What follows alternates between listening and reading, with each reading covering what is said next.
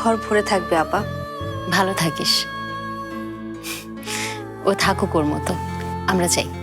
শোন, যখন খুশি চলে আসবে কিন্তু। চল।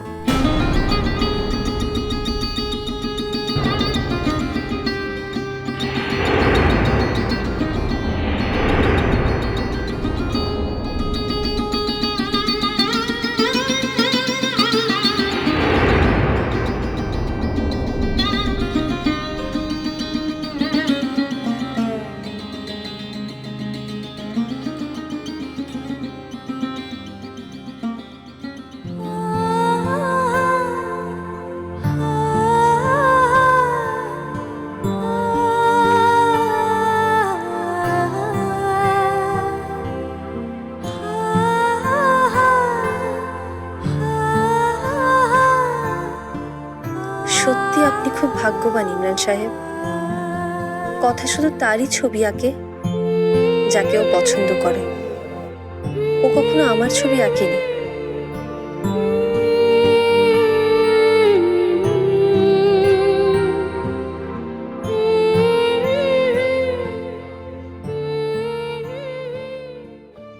মানে মা, তুমি যেমনটা ভাবছো তেমন কিন্তু কিছু না।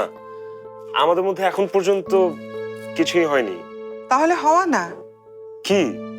এই যে বললে কিছু হয়নি, তাহলে কিছু হয়? এটা তো দেখতে বেশ সুন্দর, মিষ্টির চেহারা। প্রেমের কথাটা বলে ফেল।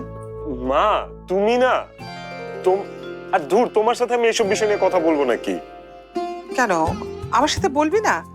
আমার অনুমতি না নিয়ে বিয়ে করবি? তা বলছো কেন? কিন্তু তাই বলে আমি কি প্রেমের ব্যাপারে তোমার সাথে কথা বলবো? আরে শোন না,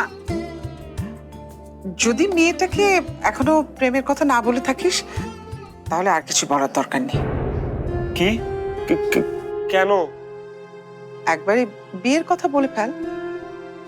মা তুমি কি পাগল হয়ে গেছো?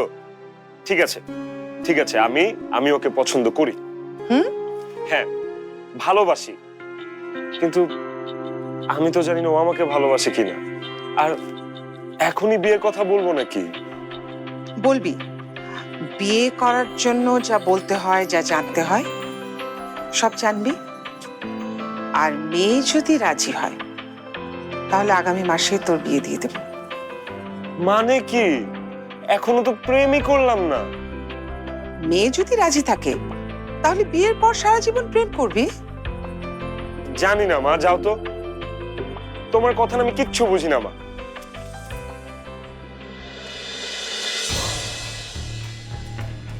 সবকিছু তোকে বুঝতে হবে না রবিন,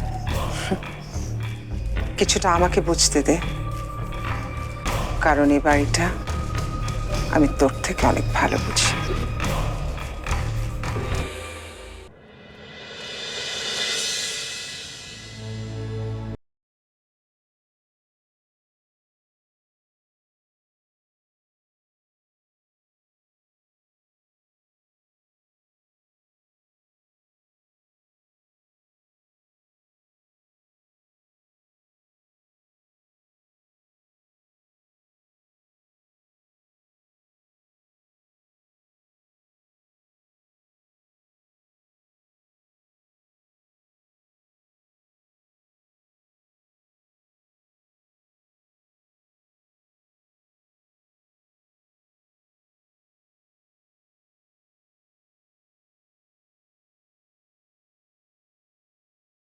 কিছু বললে?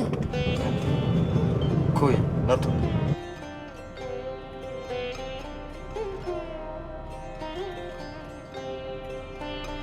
আমাদের দুজনের না বলা কথার ভেতর কথা থাক, আমাদের কথা হয়ে কথা থেকে যাক।